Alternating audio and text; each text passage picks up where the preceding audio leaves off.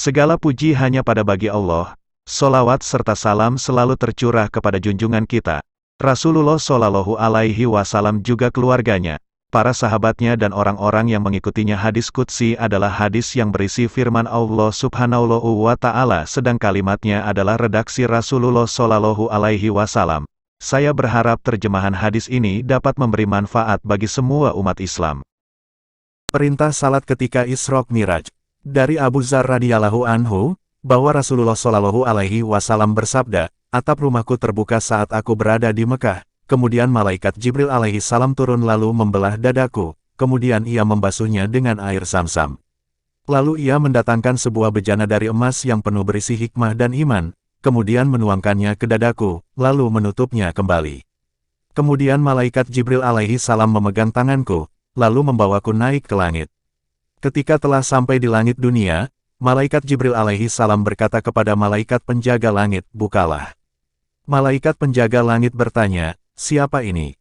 Malaikat Jibril alaihi salam menjawab, ini Jibril. Malaikat penjaga langit bertanya, apakah engkau bersama dengan seseorang? Malaikat Jibril alaihi salam menjawab, yang bersamaku Muhammad Shallallahu Alaihi Wasallam. Malaikat penjaga langit bertanya, apakah ia telah diutus sebagai rasul? Malaikat Jibril alaihi salam menjawab, ya, maka bukalah. Ketika kami telah naik di langit dunia, ternyata di sana ada seorang laki-laki, di sebelah kanannya ada sekelompok manusia dan di sebelah kirinya ada sekelompok manusia. Jika ia melihat ke sebelah kanan, orang tersebut tertawa. Namun jika ia melihat ke sebelah kiri, orang tersebut menangis. Orang tersebut berkata, selamat datang Nabi yang solih dan anak yang solih. Aku bertanya, siapa orang ini, wahai Jibril? Malaikat Jibril alaihi salam menjawab, ini adalah Adam alaihi salam. Sekelompok manusia yang berada di sebelah kanan dan di sebelah kirinya adalah jiwa anak keturunannya. Kelompok yang sebelah kanan adalah para penghuni surga, sedangkan kelompok yang sebelah kiri adalah para penghuni neraka. Oleh karena itu, jika ia melihat ke sebelah kanannya, ia tertawa. Namun jika ia melihat ke sebelah kirinya, ia menangis. Kemudian malaikat Jibril alaihi salam membawaku naik hingga ke langit yang kedua. Malaikat Jibril alaihi salam berkata kepada malaikat penjaga langit, bukalah. Malaikat penjaganya berkata seperti yang dikatakan oleh penjaga langit yang pertama. Maka pintu langit pun dibuka. Anas radhiyallahu anhu berkata, lalu Abu Dzar radhiyallahu anhu menyebutkan bahwa di langit-langit berikutnya beliau bertemu dengan Nabi Idris, Nabi Musa, Nabi Isa dan Nabi Ibrahim. Abu Dzar radhiyallahu anhu tidak menyebutkan dengan pasti kepadaku tentang bagaimana tingkatan mereka di langit. Namun ia menyebutkan bahwa Rasulullah Shallallahu Alaihi Wasallam bertemu dengan Nabi Adam alaihi salam di langit dunia dan Nabi Ibrahim alaihi salam di langit yang keenam. Anas radhiyallahu anhu berkata, ketika malaikat Jibril alaihi salam melewati Nabi Idris alaihi salam, Nabi Idris alaihi salam berkata, selamat datang Nabi yang solih dan saudara yang solih. Aku bertanya, siapa orang ini, wahai Jibril? Malaikat Jibril alaihi salam menjawab, ini adalah Idris alaihi salam. Kemudian aku melewati Nabi Musa alaihi salam. Nabi Musa alaihi salam berkata, selamat datang Nabi yang solih dan saudara yang solih. Aku bertanya, siapa orang ini, wahai Jibril? Malaikat Jibril alaihi salam menjawab, ini adalah Musa alaihi salam.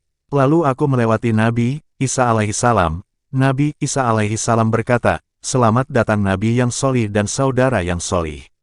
Aku bertanya, siapa orang ini, wahai Jibril? Malaikat Jibril alaihi salam menjawab, Isa alaihi salam. Kemudian aku melewati Nabi Ibrahim alaihi salam. Nabi Ibrahim alaihi salam berkata, selamat datang Nabi yang solih dan anak yang solih. Aku bertanya, siapa orang ini, wahai Jibril? Malaikat Jibril alaihi salam menjawab, ini adalah Ibrahim alaihi salam.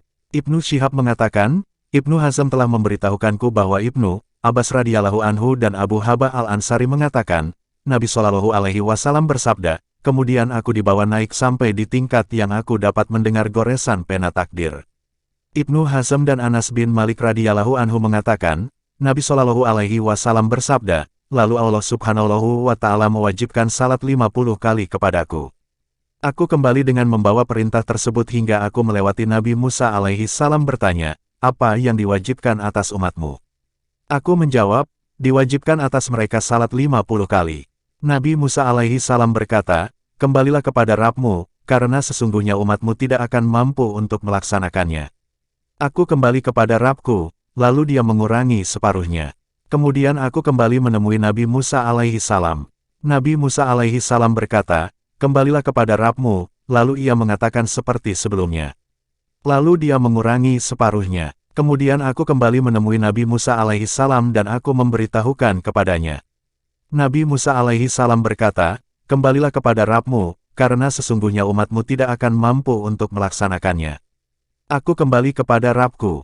Lalu Allah Subhanahu wa Ta'ala berfirman, "Itu adalah salat 5 kali dan pahalanya seperti 50 kali.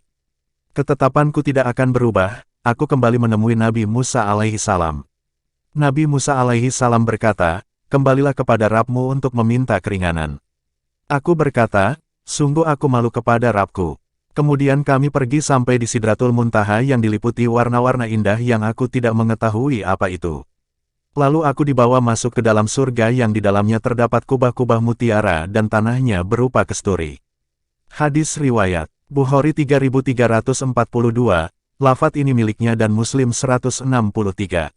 Pergantian malaikat, dari Abu Hurairah radhiyallahu anhu, bahwa Rasulullah shallallahu alaihi wasallam bersabda, "Malaikat malam dan malaikat siang datang bergantian kepada kalian. Mereka berkumpul di waktu salat subuh dan salat asyar.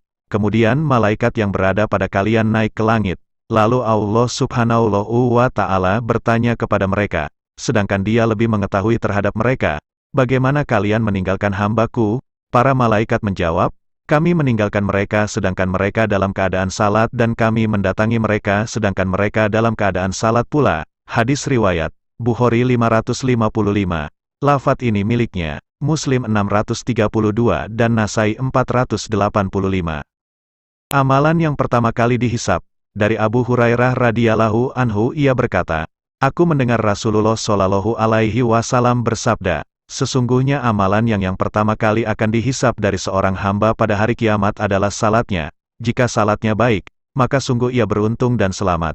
Jika salatnya rusak, maka sungguh ia gagal dan merugi. Jika terdapat kekurangan dari salat wajibnya, maka Tuhan berfirman, 'Lihatlah wahai para malaikat, apakah hambaku memiliki salat sunnah?' Maka salat wajibnya disempurnakan dengan salat sunnah tersebut, lalu seluruh amalannya diperlakukan seperti itu." Hadis riwayat Tirmidzi 413, lafaz ini miliknya, Nasai 465 dan Ibnu Majah 1425. Keutamaan salat duha, dari Nuaim bin Hamar radhiyallahu anhu ia berkata, "Aku mendengar Rasulullah shallallahu alaihi wasallam bersabda, Allah Subhanahu wa Ta'ala berfirman, 'Wahai anak Adam, janganlah engkau lemah kepadaku untuk salat duha 4 rakaat di awal siangmu. Niscaya aku akan mencukupimu di akhirnya.'" Hadis riwayat Abu Dawud 1289.